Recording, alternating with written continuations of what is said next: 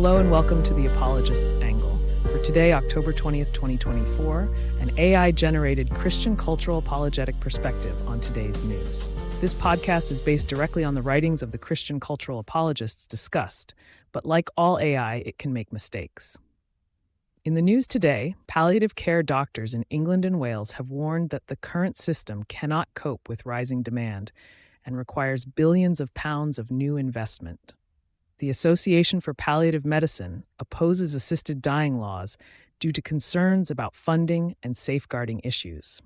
Doctors say that without adequate palliative care, patients may choose to end their lives unnecessarily.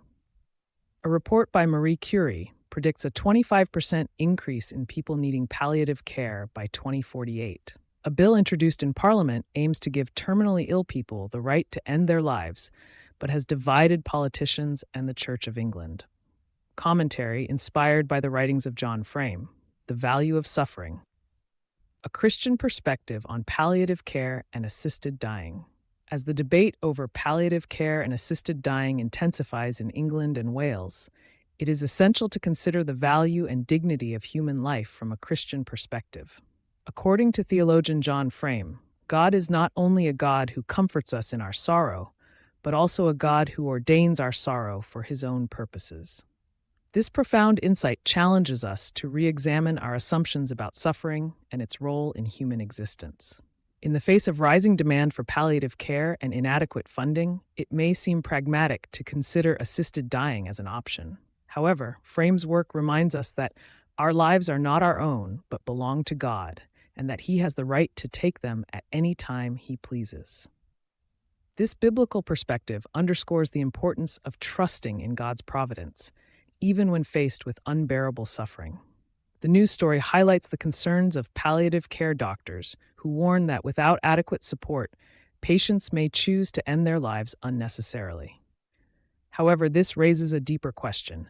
What is the value of human life, and how do we measure its worth? Frame's emphasis on the sovereignty of God encourages us to consider the inherent value of every human life, regardless of its circumstances. The report by Marie Curie, predicting a 25% increase in people needing palliative care by 2048, serves as a jarring reminder of the growing need for compassionate and holistic caregiving. As Christians, we are called to engage in this type of care, which addresses both physical and spiritual needs. By doing so, we demonstrate our commitment to the value and dignity of every human life. The bill introduced in Parliament aiming to give terminally ill people the right to end their lives has sparked intense debate among politicians and the Church of England. However, from a Christian perspective, this issue is not simply about individual autonomy or medical pragmatism. It is about our understanding of God's role in our suffering and our trust in his providence. As we navigate these complex issues, Frame's work invites us to consider the possibility that our suffering may be ordained by God for purposes beyond our comprehension. This does not mean that we should abandon our efforts to alleviate suffering or provide adequate care. Rather, it encourages us to approach these challenges with a deeper sense of reverence and awe for the mystery of human existence. Ultimately, the value of human life is not measured by its utility, productivity, or even its capacity for pleasure.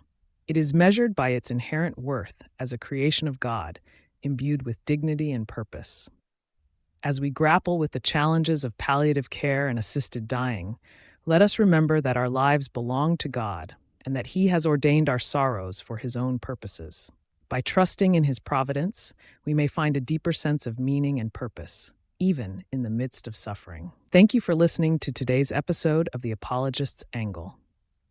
Be sure to come back tomorrow for a new take on the day's news from the perspective of Christian cultural apologetics.